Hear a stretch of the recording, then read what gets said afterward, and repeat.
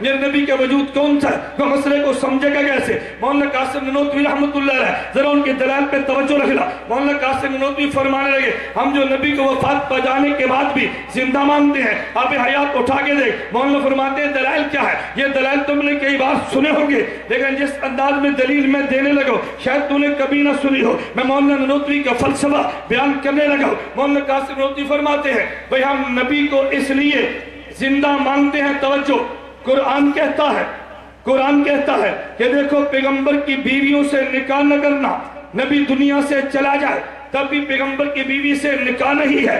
تو جب نبی کی بیوی سے نکاح کیوں نہیں؟ اس لیے کہ نبی زندہ ہے اور زندہ کی بیوی بیوہ نہیں بنتی۔ جب بیوہ بنی نہیں تو نکاح کیسے ہوگا؟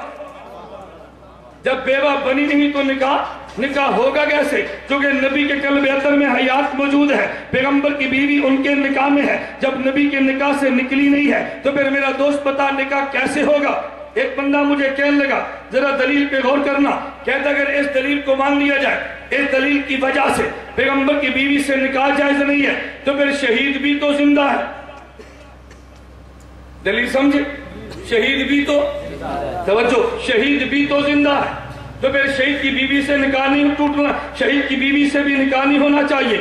نبی زندہ تو نبی کی بیوی نکاح میں ہے تو شہید بھی زندہ، تو پھر کہہ دو شہید کی بیوی بھی نکاح میں ہے۔ تم نے دونوں میں فرق کیوں کیا ہے؟ میں نے کہا دوست تو نے اعتراض اس لیے کیا کہ تو نے مسئلے کو سمجھا نہیں ہے، اگر سمجھا ہوتا کبھی اعتراض نہ کرتا، مولانا قاسم نانوتوی کو پڑھ لیتا، کبھی اعتراض نہ کرتا، کہتے ہیں کیا مطلب؟ میں نے کہا پیغمبر کا وجود جنت والا ہے، شہید کا وجود دنیا والا ہے، شہید پہ موت آئی ہے تو بالکل حیات کے اثرات ختم ہو گئے ہیں، دوبارہ روح کا تعلق جڑا ہے، شہید کو حیات ملی ہے تو شہید کی دنیاوی حیات موجود تھی، موت کے آ جانے کے بعد، روح کے نکلنے کے بعد، تعلق کے ختم ہو جانے کے بعد وجود پہ حیات کے اثرات ختم ہوئے، جب روح کا تعلق دوبارہ جڑا حیات پھر ملی ہے۔ لیکن میرے پیغمبر کا وجود تو جنت والا ہے، روح نکلنے کے باوجود کلیتاً حیات ان سے الگ ہوئی نہیں، موت آ گئی، قلب اطہر میں حیات اب بھی باقی ہے، شہید پہ موت آئی ہے، قلب پر بھی موت آئی ہے، ظاہر پر بھی موت آئی ہے، نبی کے ظاہر پر موت آئی لیکن قلب میں حیات باقی ہے،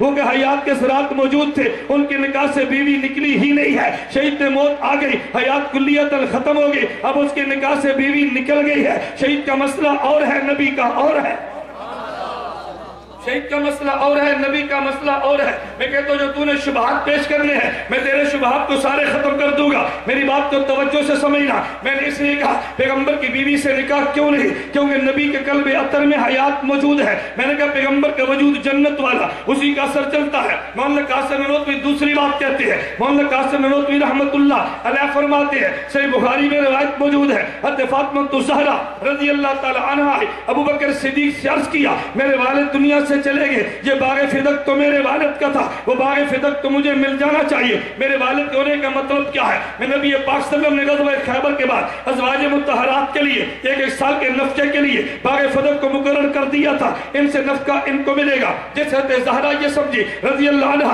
یہ میرے ابو کی چونکہ ملکیت میں ہے، ان کے جانے کے بعد مجھے ملنا چاہیے۔ سیدنا صدیق اکبر فرمانے لگے کہ زہرا میں نے تیرے والد سے حدیث مبارک سنی ہے کہ نبی کا وارث کوئی نہیں بنتا، نبی کا وارث امت بنا نہیں کرتی، تو جب نبی کی وراثت چلے گی نہیں میں تجھے مال کیسے دوں گا؟ اسی صحیح بخاری میں روایت ہے حضرت فاطمہ الزہرا خاموش ہوگی، پھر 6 ماہ تک زندہ رہی، لیکن کبھی ابو بکر صدیق رضی اللہ عنہ سے مطالبہ کیا نہیں ہے۔ ذرا دلیل پہ غور کرنا، مولانا قاسم نانوتوی فرماتے ہیں پیغمبر کے مال میں وراثت کیوں نہیں چلتی؟ ارے وراثت تو تب چلتی ہے جب آدمی کے وجود سے حیات ختم ہو جائے، ملکیت ختم ہو جائے تو پھر اولاد کو مل جاتی ہے، لیکن جب تک والد مال کا مالک ہوتا ہے تو پھر آگے وراثت تو چلا کرتی رہی ہے، چونکہ نبی کے قلب اطہر میں حیات موجود ہے، پیغمبر کی ملکیت باقی ہے، تو پیغمبر کی وراثت کیسے چلے گی؟ پیغمبر کی وراثت کا نہ ملنا اس بات کی دلیل ہے مال پیغمبر کے ملک میں ہے، اور ملک میں پیغمبر کی ملک میں مال ہونا اس بات کی دلیل ہے پیغمبر کے قلب اطہر میں حیات موجود ہے، یہ جنت والے وجود کی وجہ سے ہے۔ توجہ رکھنا، پھر تیرے ذہن میں ایک سوال آئے گا، یہ سوال وہ تھے جو میرے کابل نے سارے صاف کر دیے ہیں، یا تو نے پڑھے نہیں ہیں یا پڑھ کے تو نے بتائے نہیں ہیں۔ اب ذہن میں سوال کیا آئے گا؟ توجہ رکھنا، نبی پاک صلی اللہ علیہ وسلم فرمانے لگے نبی کا کوئی وارث بنتا تو نہیں ہے، لیکن ما ترکنہ صدقۃ، جو مال نبی چھوڑ کر جائے یہ صدقہ بن جاتا ہے۔ دلیل پہ غور کرنا، یہ صدقہ بن جاتا ہے۔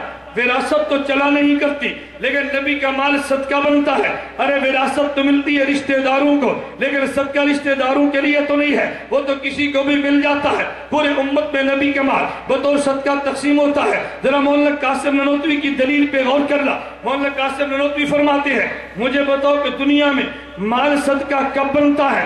صدقہ کرنے والا زندہ ہو یا مردہ؟ نہیں سمجھے؟ مال صدقہ کب بنتا ہے؟ کہ صدقہ کرنے والا بوقت تصدق زندہ ہو، تبھی تو صدقہ بنتا ہے۔ اگر صدقہ کرنے والا زندہ ہی نہ ہو تو مال صدقہ بنے گا کیسے؟ مولانا قاسم نانوتوی رحمۃ اللہ علیہ فرماتے ہیں ادھر نبی پہ موت آ رہی ہے، ادھر نبی کا مال صدقہ بن رہا ہے، تو پتہ یہ چلا کہ ظاہر پہ موت آ رہی ہے، نبی کے قلب اطہر میں حیات موجود ہے، تو ہی تو صدقہ بنا۔ تو بوقت تصدق پیغمبر میں حیات مانے گا تبھی مال صدقہ بنے گا، اگر حیات نہیں مانے گا تو صدقہ بنے گا کیسے؟ وراثت اس لیے نہیں کہ پیغمبر کے ملک ہے، ملک اس لیے کہ پیغمبر میں حیات ہے، اور صدقہ اس لیے کہ اندر حیات جو موجود ہے، حیات نہیں مانے گا۔ تو مجھے بتائیے وراثت صدقہ بنے گا کہ